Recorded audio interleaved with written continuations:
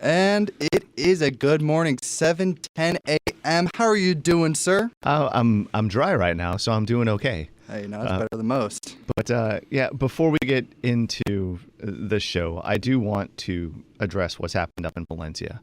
It's a terrible tragedy, and I think we're feeling some of the effects right now. We're actually under a weather advisory. Yesterday, Jerez was under a red advisory, and you can find some videos of flooding that took place up there. I don't think we've been hit anywhere near as hard as communities around Valencia, but an absolutely terrible tragedy out there. And the government of Spain has actually declared today, tomorrow, and Saturday 3 days of mourning. So wherever you happen to be, whatever you happen to be doing, please, spare a moment to keep those folks in your thoughts.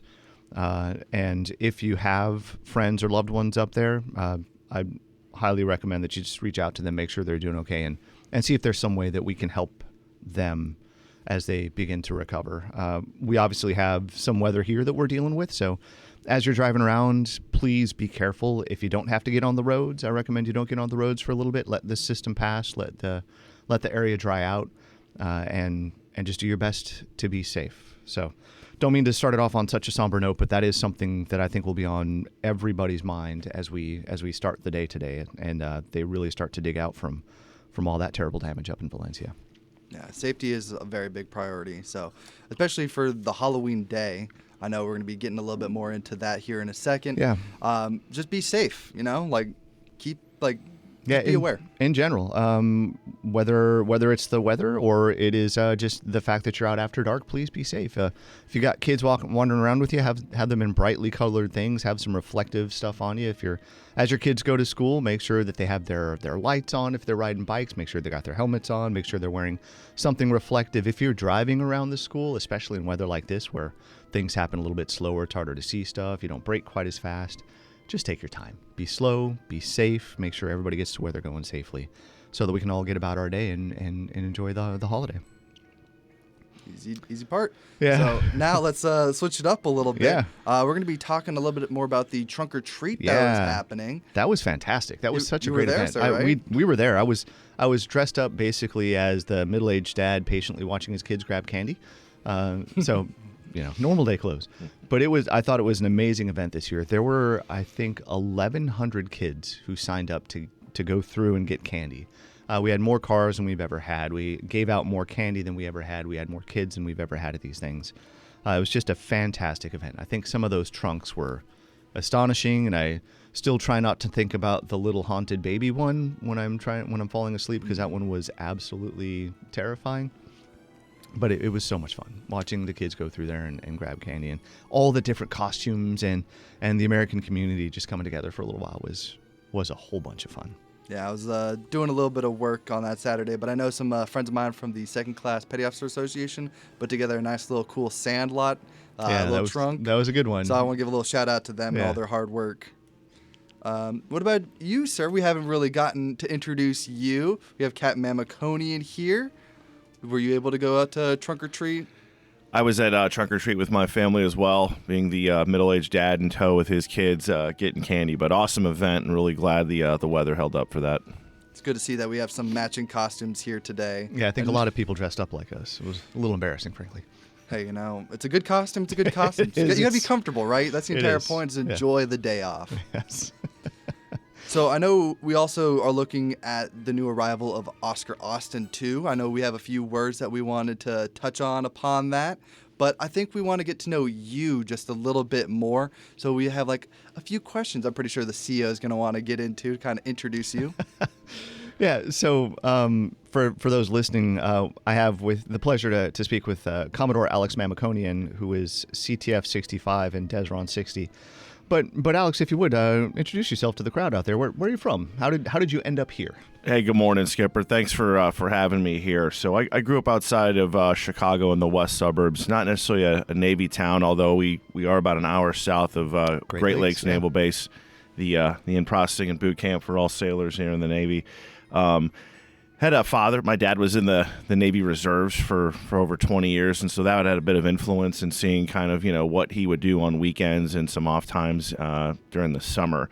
And really just having an interest to serve, to kind of go see the world, do something different when I grow up. And I joke now that, I've been in the Navy 24 years, and at some point I'll end this and go get a real job and start a career of some sort. But it's been terrific. I've really enjoyed it. But grew up in the Midwest, went to Purdue University, did the ROTC program there, where you are like a college student and then are doing a drill once a week in summer training, and that's a path to a commission. And I've been a surface warfare officer the past 24 years driving ships, and been on staffs to support ships, one tour in the Pentagon, but predominantly been on the West Coast in San Diego, Pearl Harbor, had a command of a destroyer, the Wayne Meyer, in Hawaii about 5 years ago. And you blink and it goes by very quickly. Here I am 24 years later. Yeah, it's absolutely amazing. I do love that there are different commissioning sources, different ways to get to where we are here. You can go to the academy, you can go through OCS, you can go through ROTC, as you have. There are so many different careers that you can have as an officer in the Navy. So for those who are out there thinking about the officer route, lots of ways to earn a commission, lots of very interesting and fulfilling jobs that you can do with the commission. So, make sure you talk to all of us and figure out how we got to where we are, and steal from us, take our ideas and run with it, make the Navy a little bit better. That's a free resource as well. Yeah. You're available. Yeah, please come talk to us about it. So, I don't want to get too far ahead of us here, but you are here as the Commodore for DESRON 60. Can you broadly explain what that means? Sure. And the title can sometimes be confusing of what's a DESRON and a CTF. So a DESRON is simply just a destroyer squadron. I'm the kind of captain of the 5 captains of ships that are here as their ISIC or immediate superior in command. And with 2 hats, I have the destroyer squadron 60 hat, 60 being we're in 6th Fleet. And my job there is to maintain and uphold the manning, training, and equipping of those warships, the sailors that are in them, and all the support that goes into getting them ready to do their deployments. The CTF 65 side, that's Commander Task Force 65, falls under the operational chain of command under the numbered fleet commander. In this case, it's U.S. 6th Fleet. And when ships are at sea and operating, they fall under an operational command structure all the way to the numbered fleet commander, and then Naval Forces Europe falling under the combatant command of U.S. European Command. So really the two sides of it are, if you think about it, the DESRON job would be all the getting ready to operate, and then the CTF job is literally when the ships are out at sea operating, and those operations cover the gamut of everything from just presence ops in the Mediterranean to the high north to potentially if we have to do a non-combatant evacuation of a country in the Levant, and then primarily the ballistic missile defense of Europe and Israel is why these ships are here. That's seems like a couple of pretty heavy hats that you wear.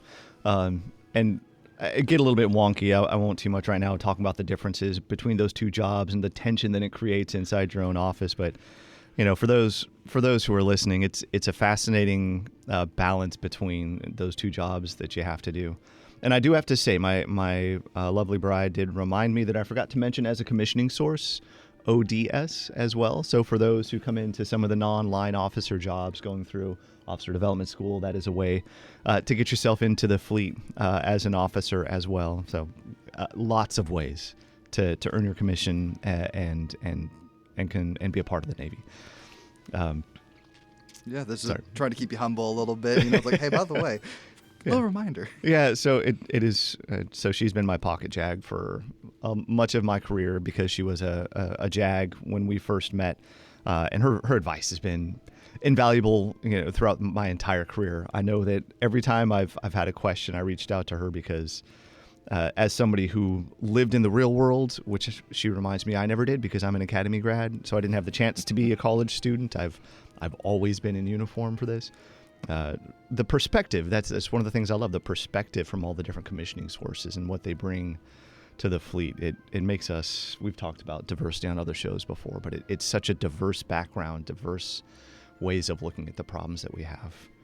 Sorry, I don't mean to hijack the conversation about DESRON, but it does highlight what we do. So I'm an aviator coming in here, and the Navy's asked me to run this base where the focal point is the harbor, and it is the ships that we have in the harbor.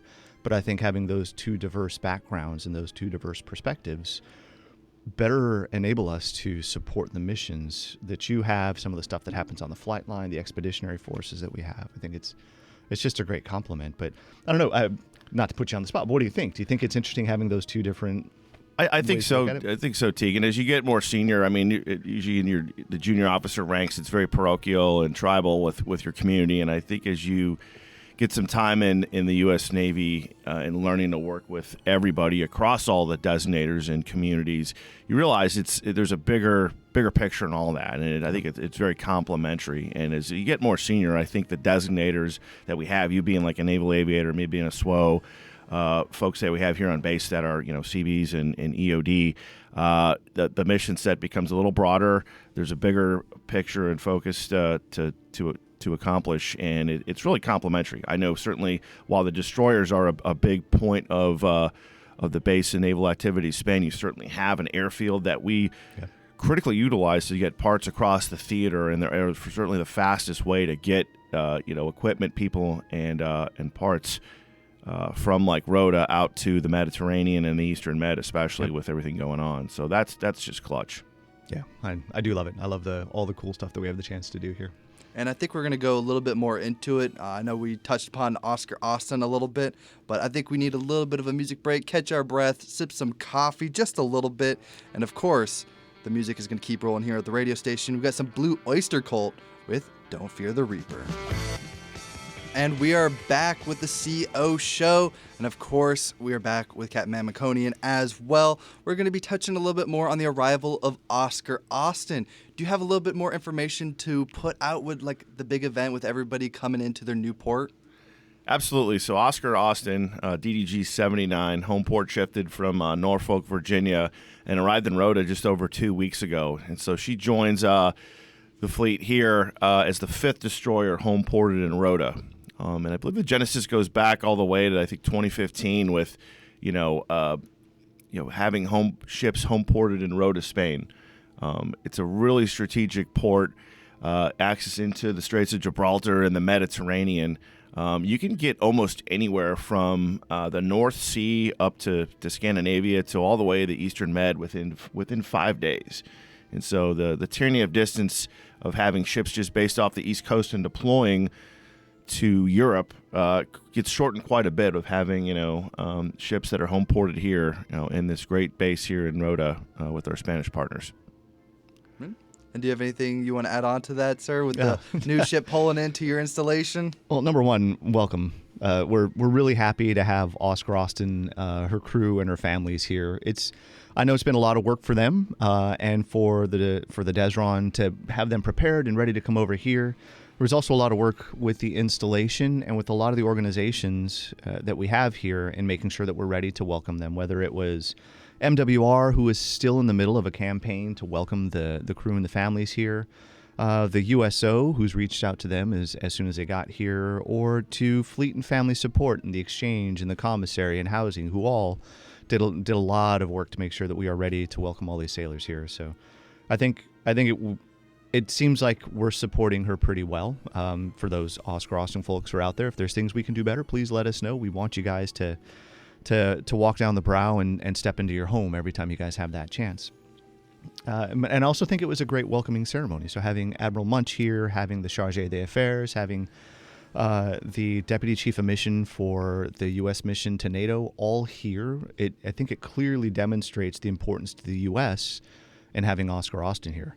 And then having Al Flat, the Admiral of the Fleet, here representing the Spanish, I think demonstrates how important it is to the Spanish to have us here, because that bilateral relationship that is usually most obviously evident in the way that we work alongside their ships or the way that the helicopters train with each other, it permeates everything here. And it is a relationship that emanates out into the towns and the communities around us.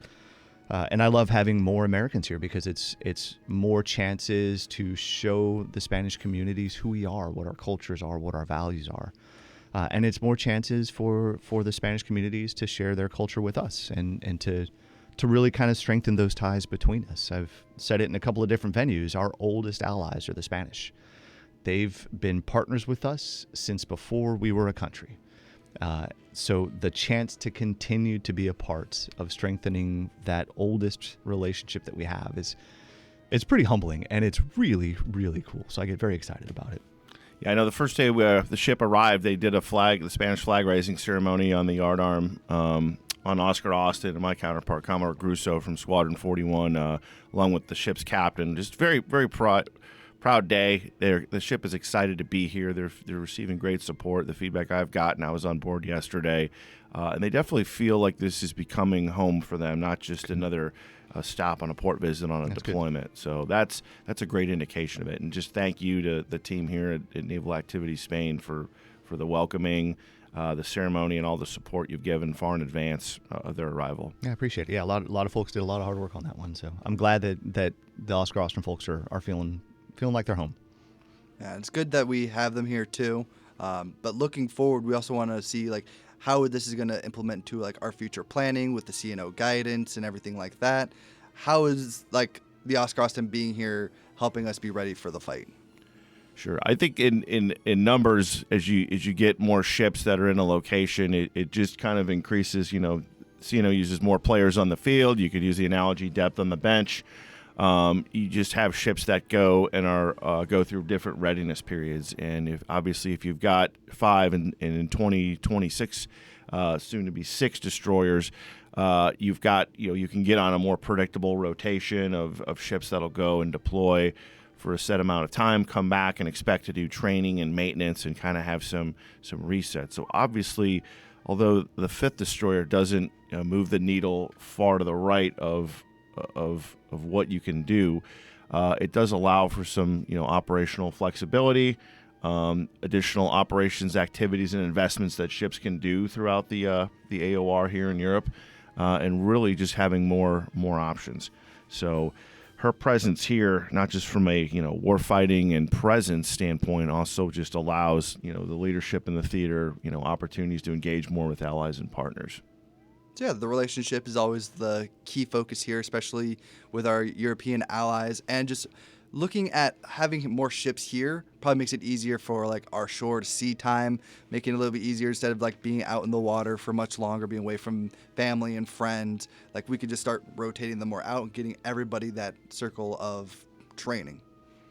Absolutely, and I think a big reason getting back to joining the Navy, a lot of us wanted to see and experience things across the world, and the ships here have the added benefit of healthy manning levels, being that we're kind of at the tip of the spear and forward deployed.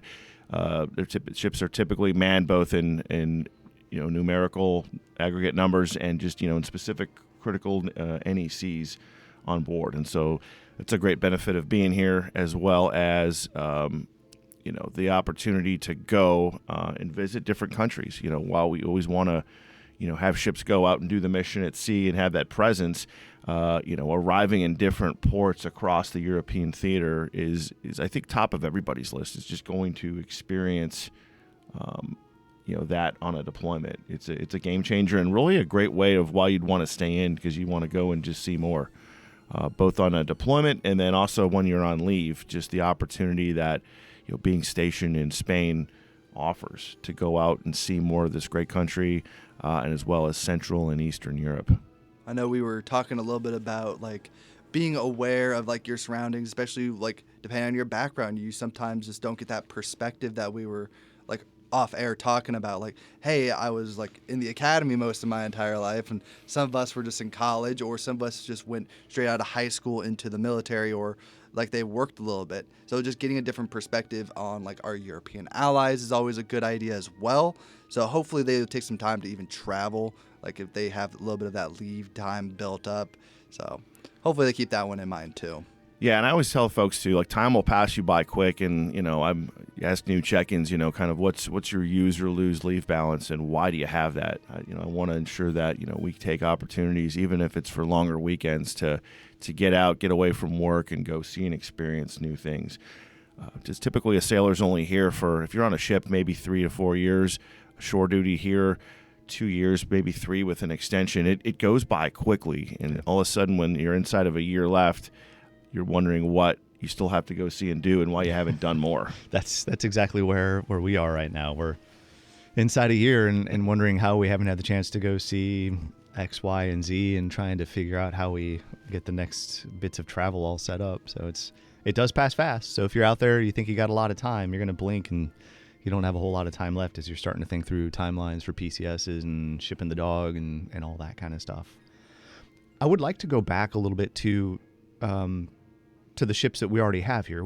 So we've been talking a lot about Oscar Austin, but we've got 4 other ships who are here, and I mean, they've been rowing hard for a while. I don't know if you can talk a little bit about what some of your ships are up to right now, the ones that were deployed. Certainly. And just for context for everybody listening, typically a 4 deployed ship here in Rota that'll be stationed here comes out for 8 years, and they go through a cycle of what we call patrols, which is really synonymous with a deployment. And the rotation is they will go out for approximately 3 to 4 months. They'll come back to Rota for 3 to 4 months and do all the training and maintenance. But right now we've got 2 ships that are on deployment: the USS Arleigh Burke and the USS Bulkley. They're on patrol in the Eastern Med, and they've really been throughout the Mediterranean on their deployment. But focal point here, obviously, with what's happening in the world, in the Levant, and activities that are happening between Iran and Israel. The Navy always has an eye to what's happening in the world, and the advantage of a naval force being that we can create the presence in close proximity to areas of interest. And so they certainly are awaiting tasking. USS Bulkley actually just conducted intercepts with Standard Missile 3s over a month ago on the defense of Israel, where Iran had that ballistic missile attack last month. They were on point and ready to go. The USS Cole also did. We have destroyers that'll come in and out of the area that we'll take tactical control of while they're operating in Europe. And they're very fluent going from here in Europe and the Mediterranean down through the Suez, and obviously all that's happening in the Red Sea right now. A lot of kinetic operations going on there between the Houthis and attacking civilian shipping, and the Navy's playing a defense in that. I think they're saying used to be a global force for good, and that's what we're seeing right now with our warfighters. Very good.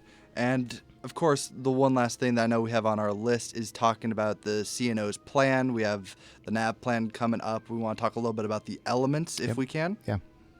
Do you have anything that you want to add on to that, or are we just throwing it straight to other sir over here? So I think maybe before we get to the NAV plan, we should probably play a little bit more spooky music just to make sure that we keep the ambiance going. I really like that plan. But with the NAV plan, I think we talked about it a little bit when it first came out on the radio show, I think, when I had Admiral Collins on board. But it is a great topic to keep reinforcing, to really understand how we fit into the Navy's highest-ranking officer's plan for not only conducting operations now, but moving the Navy forward so that we're postured to be able to respond to potential future conflicts. All right.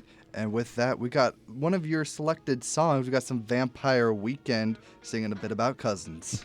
Going over a little bit of the planning, and we're going to have a little game coming up as well. So make sure you guys stick around. But first, sir, I know you wanted to touch up on the plan just a little bit. Yeah, so the CNO's 2024 NAV plan came out, it was just about a month and a half ago, I believe. But it is her strategic guidance for America's warfighting Navy. And when she first assumed the office, she gave us three pillars upon which she was building her philosophy: warfighting, warfighters, and the foundation. And the navigation plan was more direct guidance in how we fulfill some of those core areas. And I know for us on the installation, it was very clear in the way that we get about taking care of our sailors, the way that we make sure that our facilities are taken care of, the way that we prioritize where we spend our money, because as with everybody, there's never enough money to handle all of the tasks in front of us. But for those who have the time, I recommend get in there, read the navigation plan. It's not that long. It seems like a little bit, but it's really not that much. And it really is the chance for you to hear directly from the CNO her thoughts on how we make sure the Navy's ready now and how we ensure that we are prepared in the future. But I think the most interesting part about the NAV plan, to me, is the way that it ties together the elements that we have here on the installation. So the foundation part, so WWF, warfighters, warfighting, and the foundation.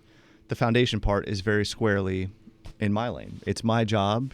It's the job of this team here to make sure that Naval Station Rota is ready to make sure that the warfighting units are able to deploy on time, every time, with the resources they need to execute their mission.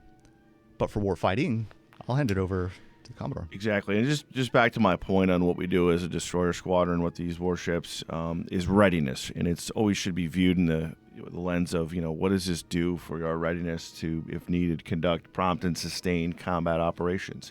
And it's looked at of, hey, are we going to accept, degradations to systems that provide just that? Or do we just go and accept it and hope it all works out? And then this really gives some guidance on making sure we are ready for all our systems, our subsystems, and our people are included in this with our sailors. Their family readiness, their individual readiness, and looking at from the lens of, hey, if we need to sail you into harm's way, are all aspects of this ready to go? And then with the warfighters themselves, as you said, the sailors themselves are part of these warfighting systems. And the warfighters, it is where all of these seams blend. So I have some responsibility here to make sure they have the chance to go work out, to get some good food, to lay their head down and rest, to feel safe and secure every time they're on the installation. And then the training to be able to execute the war fighting, it belongs to the different CTF commanders that we have here, the operational commanders, whether it's on the helicopters, the ships with the expeditionary forces. If any one of us is not doing our job well enough, we're not making sure that the sailors are prepared to execute their mission. Because, you know better than I do, Commodore, that when something pointy-nosed is coming at you, you have to be able to focus on that problem and exclusively on that problem. And the training that happens on those ships is just the last step in making sure they're ready. It's everything from their personal readiness all the way up to that training readiness that makes sure that they are able to execute that mission. And I think we do it exceptionally here. I think that the way that we work together, the training that we have, the opportunities that we have, it's unique here in Rota, and it just makes us a much stronger warfighting force.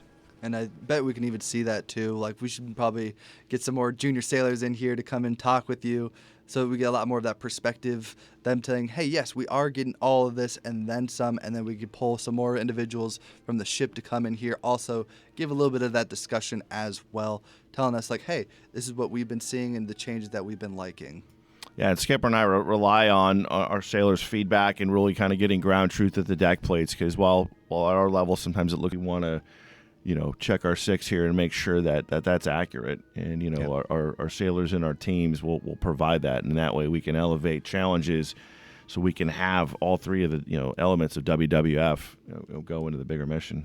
And that's a great point. I halfway joke. Wherever I go, I'm surrounded in a bubble of rainbows and unicorns. Like, everything's going well here. You do a good job of supporting this or whatever. It's really difficult to get honest feedback on ways that we can improve the support that we provide when it's just me talking to a sailor. But I do want to plug one thing real quick if I can. So we've just turned on, we hit the switch on a virtual triad suggestion box.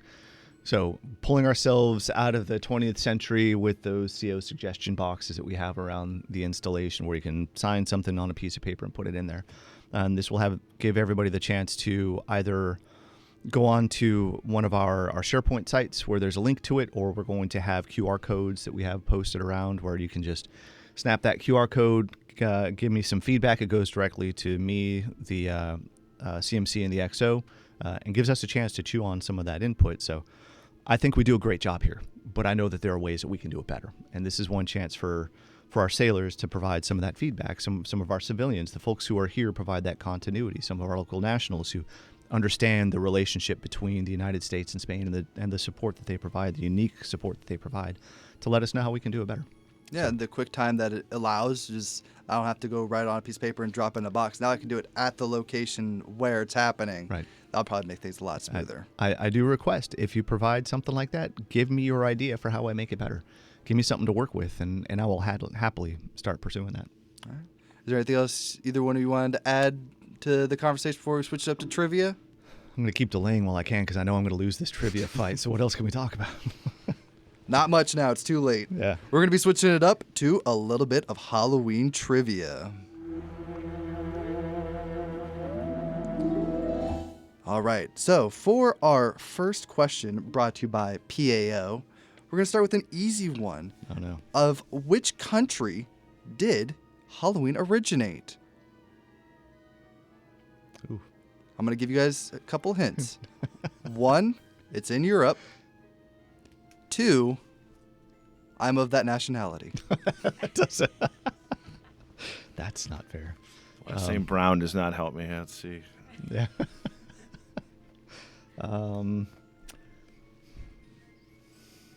I have no idea. How is this an easy one? All right, I'm going to give some multiple choices. It is A, the United States, B, Ireland, C, England, or D, Scotland. I'm going to say Ireland. You are correct, Okay, sir. good. We'll mark you down for 1 point, but don't worry. We still Hold have it out some there. more Yeah, questions. yeah. Commodore, this is your chance to come back. If that was an easy one, we're in trouble. Yeah, I know. Seriously, Oh, no, that this was is gonna be a probably very one of the awkward, harder ones. You know, make it seem like it's going to be a bit of a challenge, but we're very going to awkward switch it up. conversation for the next couple of minutes. All right, let it rip. We got, according to folklore, which animal is considered a symbol of bad luck on Halloween? Usually a black cat crossing your path is bad luck, so I'll just say a black cat. You are correct, sir. You nailed it right on the head without any of the hints. And with that, it's been great being here. Thank you. Oh, no, don't worry. We still have a few more that I was able to scrounge together yesterday. And, of course, I had the wife help out a little bit. But what was the original name of Halloween? All Hallows Eve. That is correct, sir. Yeah, I got a little bit of a change just to be commercialized and switched up. Back when it was a little bit more along the magical folklore stuff. Yeah. Yes. Now, what is the U.S. witchcraft capital? Witchcraft capital. Is it Salem, Massachusetts? That is correct, yes. sir. See, easy ones. Now I'm going to throw a little bit of a challenge at you guys. All right. What did the Europeans use as an alternative to the pumpkin?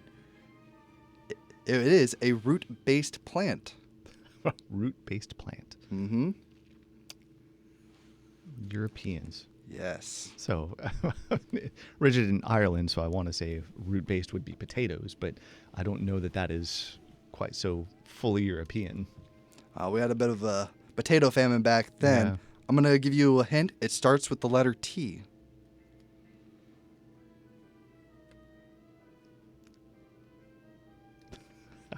No. Tomatoes? Nope. No. That would be messy. The answer is turnips. Turnips. Believe it or not, they would carve turnips because they were more widely available. Ah, interesting. Yeah, the potatoes, unfortunately, were made for eating Yeah. and sometimes distilling. I guess depending on which part of Europe, yeah. That's All right, we'll switch up to some easier Lots of ones uses now. there, yes. What do you call a man who practices witchcraft?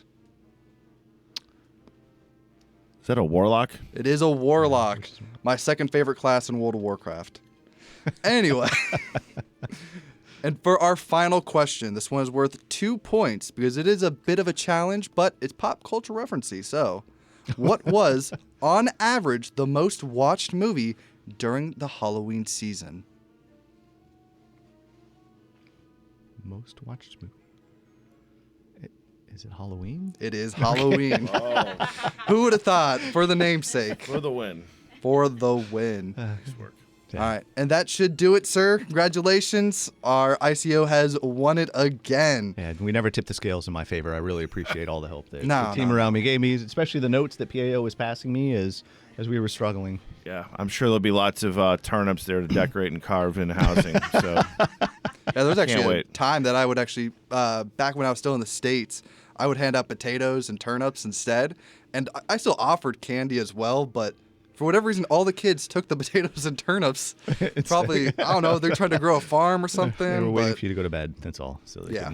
couldn't- maybe they had hopes and dreams, and the potato was the hope and dream. All right. Is there anything else either we want to add before we start heading back to the music, closing out the top of the hour? Well, Skipper, Pastor Brown, thanks for having me today. It's great to share some Morning Joe with you guys here, and really excited for the year ahead for the ships here on this great installation and all that they're doing, and their families are excited to be here, especially the new folks here from USS Oscar Austin. So just thank you always for your hospitality, and look forward to all that's to come. Yeah, and Commodore, thanks for joining us today. It's always fun for me to have the chance to talk to somebody else who's as passionate about their job as I am, and someone who's such a great partner in everything that we're trying to accomplish here in Rota. And thanks to everybody who helped with Oscar Austin's arrival and who support everybody who was down on the waterfront. I mean, of course, without FDRMC's support, we wouldn't be able to get the ships out and into the fight. There's very few, if anybody, who is as good at ensuring that our ships are ready to fight as FDRMC here in Rota. To AIMD, I don't think we talk enough about them. So the intermediate maintenance department that we have supporting aviation here, without their support, HSM 79, who is a huge warfighting enabler, wouldn't be able to deploy with our ships here and go out and support the missions that they do. And of course, near and dear to my heart, MH-60 Romeos out there who provide some over-the-horizon looks, who do anti-submarine warfare, who do ESM, who are just this little flying ball of intel collection that support the ships while they're out there. It's all of that stuff. Every ship that deploys really kind of embodies the way that the Navy fights in all domains at all times when they are deployed. And it's really impressive. And I've told people I don't miss flying. My body is happy being done flying, but I do miss being out at sea. I miss being part of a ship that is out there executing their mission, feeling everything roll underneath you, and knowing that just around the corner is the chance to practice your craft. I think it's really, really cool. And just give a little bit of a shout out to all the families that are standing by, the sailors, all of our enlisted and our officers. Thank you so much. And definitely remember to be safe for this Halloween. Again, it's a little bit wet outside, so keep an eye on the kids. Stay safe. And we're going to end the show with a little bit of Metallica, of course, because it is The Unforgiven. So what better way to round everything out? Thank both of you for coming in. Thank you, PAO, for helping and maybe cheating a little bit. Other than that, let's get back to the music.